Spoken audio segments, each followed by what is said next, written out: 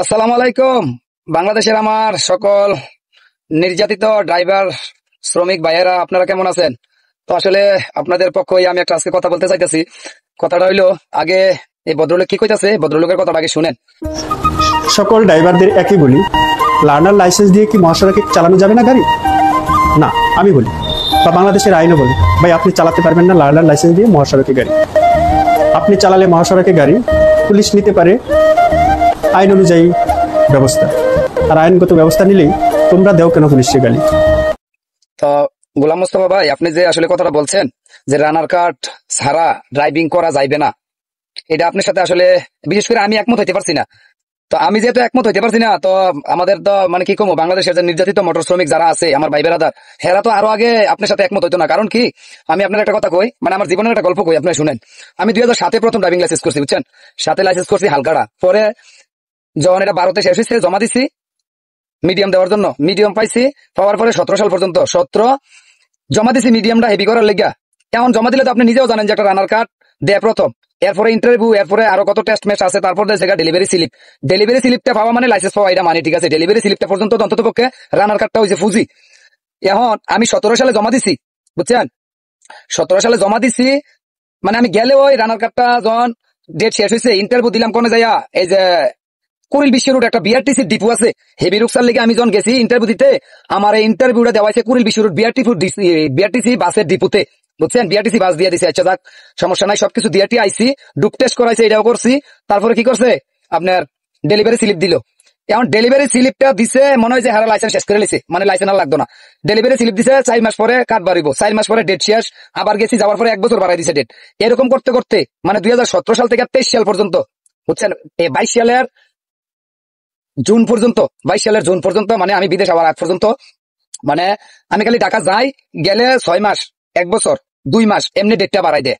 এখন আপনি যে কইলেন রানার কার্ড ছাড়া গাড়ি চালান যাইতো না, এখন রানার কার্ড ছাড়া যদি গাড়ি না চালান যায়, তাহলে আমি যে 17 সালের থেকে 22 সাল পর্যন্ত এই যে ডেলিভারি স্লিপটা আর রানার কার্ডটা লইয়া ঘুরলাম, তো আপনার কথা অনুযায়ী বোঝা যায় কি যে যতক্ষণ ড্রাইভিং এর কার্ডটা হাতে না পাইবো একটা ড্রাইভার, মানে ততক্ষণ তার অন্য কোনো কাজ করান যেত না, মানে গাড়ি চালান যেত না, কিছু করানো লাগতো না, বেকার ঘুরবো খাইবো অপশন নাকি? মানে আপনারা আসলে কোন বিবেকে কোন, আপনারা কোন বিবেকে কোন, এটা আমি আসলে আপনি দেখেন বাংলাদেশের ভিতরে সবচেয়ে থেকে মানে সাধারণ জনগণের ভিতরে সবচেয়ে থেকে নির্যাতিত যদি কোনো মানে ডিফেন্সের লোক হয়ে থাকে, তাইলে এটা একমাত্র মোটর ডিপার্টমেন্টের যে লোকগুলো আছে। আপনারা কোন কাজটা মোটর ডিপার্টমেন্টের মানে পক্ষে ছিলেন, আপনারা কইতে পারবেন?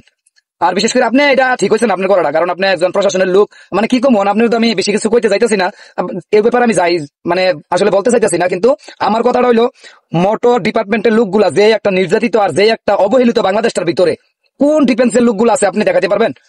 আপনি একজন পুলিশ হইয়া আইয়া পড়ছেন, একটা টিকটক ভিডিও লইয়া আইয়া একটা দিয়ে দিচ্ছেন, এই রানার কার্ড ছাড়া গাড়ি চালান যেত না। রানার কার্ড ছাড়া গাড়ি চালালে, রানার কার্ড দিয়ে কি গাড়ি কোন ড্রাইভার রানার কার্ড দিয়ে অ্যাক্সিডেন্ট করছে গাড়ি, এ পর্যন্ত আপনার কাছে কোনো প্রমাণ আছে? আসেনি আমার দেখান। আর আপনার পুলিশ লাইসেন্স লইয়া যে গাড়ি নিয়ে খালো হালাইছে, আমার কাছে প্রমাণ আছে। এই যে আমি আপনার স্ক্রিনে দিয়ে দিতেছি ভিডিওটা, এই যে ড্রাইভারটা, এটা তো আপনাদের পুলিশের গাড়ি হই, এই যে ড্রাইভারটা মনে করেন যে নিয়ে গাড়িটা খালো হালাইছে, ফুসকুনিতে হালাইছে, হ্যাঁ কি এই লাইসেন্স ছাড়া গাড়িটা চালাইছে না? আপনি বলতে পারবেন যে আপনাদের যে পুলিশের ভিতরে যারা গাড়ি চালা হেরা লাইসেন্স লাগে না? আমি তো বিআরটিতে গেলাম, দেখলাম যে যারা সেনাবাহিনীর গাড়ি চালা হেরাও যাইয়া লাইসেন্সের জন্য ইন্টারভিউ দেওয়া লাগতেছে, আর আপনারা তো পুলিশ হই। তো এই যে গাড়িটা যে ফালাইলো, এই যে পানিতে ফালাইলো, তাইলে আমার কথা হলো যে আমরা যদি লাইসেন্স রানার কার্ড ছাড়া লাইসেন্স গাড়ি না চালাইতে পারি, তা আপনারা হেভি রুকসা লইয়া অরিজিনাল লাইসেন্স লইয়া আপনাদের কি লাভটা যদি এরকম গাড়ি পানিতে ফালাই দেন? ভাই আসলে এগুলা মানে আসলে দেখছি মোটর ডিপার্টমেন্টের যে লোকগুলা, বিশেষ করে আমাদের ড্রাইভার হেল্পার ভাইদের উপরে যে একটা অত্যাচার, যে একটা নির্যাতন হয়, এটা আসলে বাংলাদেশের ভিতরে আর কোনো জায়গায় হয় না।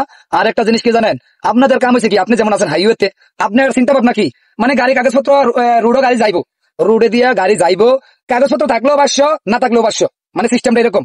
যারা থানাতে আছে, এই যে কেরে কইলাম যে কাগজপত্র থাকলেও 500 না থাকলেও 500, আপনি আমার কথা মাইন্ড করেন না, হয়তো আপনি ঘুষ খান না, আপনার মতন আপনার জাতি ভাই আরেকজন খাইতেছে। এই যে ভিডিওটা দেখেন, এই যে ভিডিওটা, এটার ভিতরে এই যে টাকাটা নিতেছে, এটা কি ঘুষ না? না এটা কোনো মানে বৈধ টাকা?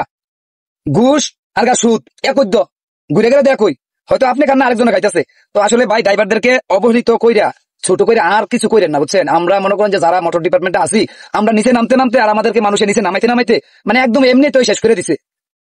তো কি কমু আর, যাক ভাই আসলে আপনার কাছ থেকে আমরা ভবিষ্যতে এরকম কোনো ভিডিও আশা করতাম না। হয়তো আপনারা থাকবেন, আপনারা প্রশাসনের লোক, আমরা সাধারণ জনগণ, আপনারা থাকবেন আমাদের সাথে, আমাদেরকে সহযোগিতা করার লেগে। আমরা মোটর ডিপার্টমেন্টের লোক যারা, এই যে মোটর ডিপার্টমেন্টের লোক যারা রাস্তাঘাটে গাড়ি চালায় বা হেল্পারি করে, আপনারা তাদের সহযোগিতা করার জন্য হয়তো দেখা গেছে কি, আপনি দেন আরেকটা কথা আমি কই, কথা তো আসলে মনে হয়ে যায় না কই পারি না।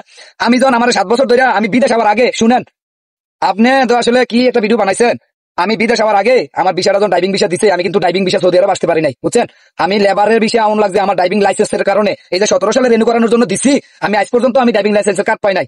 আমি ঘুরতে ঘুরতে যখন আমার ভিসা মানে একদম সবকিছু হয়ে গেছে, আমার ভিসাটা লাগতেছে না লাইসেন্স ছাড়া, তারপরে বিআরটিতে আমি জমা দেওয়ার থেকে আমি বিদেশ যাওয়া পর্যন্ত 25,000 টাকা আমার খরচ হয়েছে, টাকা আওয়া যাওয়া লাইসেন্স ছাড়া, লাইসেন্সের টাকাটা ছাড়া 25,000 টাকা খরচ হয়েছে, বুঝছেন। তারপরে কি করছি আমি মানে বিআরটিতে যাইয়া 120 নম্বর মিরপুর 11 নম্বরে 120 নম্বর রুমে যাইয়া, ওইখানে একজন ভদ্রলোক আছে, ওইখানে ওই ভদ্রলোকে আমার কইছে আপনি বনানী যান, বনানী যেখানে লাইসেন্সের কার্ড গুলা পিন করে, বুঝছেন, বনানী হেড অফিসে গেলাম। যাওয়ার পরে ওইখানেও আমার এক ফুত আছে, মানে গালি না দিয়া পারি না, আমার এক ফুতের লোকে কন্ট্যাক্ট করছি যে আমারে 10 দিনে কার্ড বাইর করে দিব, 20,000 টাকা কন্ট্যাক্ট করছে, বুঝছেন। তো এই ফুতে আমার থেকে যখন আমি কন্ট্যাক্ট করে আইছি যেদিন, এদিন 6,000 টাকা রাখছে আমার থেকে, 6,000 রাখছে। এরপর আমি বাড়িতেই করছি, আসার পরে 1 সপ্তাহ পরে আমার আবার ফোন দিছে, ফোন দিয়ে আবার 5,000 টাকা বিকাশে নেওয়াইছে, 6-5 11,000, আমি 11,000 টাকা দিছি। এরপরে 11,000 টাকা আমার কাছে 10 দিন, আরো 1 মাস ঘুরছি, আমার ফুতে 11,000 টাকা খাইয়া এরপর আর কোনো যোগাযোগ নাই, বুঝছেন। মানে আর ফোন দিলে ধরে না, আমার ওই দিক দিয়ে বিদেশের মানে মোটামুটি মানে ভিসা মাইলের পথে। পরে লাস্টে কি করা, মানে এই ড্রাইভিং ভিসাটার ক্যান্সেল কইরা তারপরে আমি লেবার ভিসা সৌদি আরব ঢোকা লাগছে, বুঝছেন।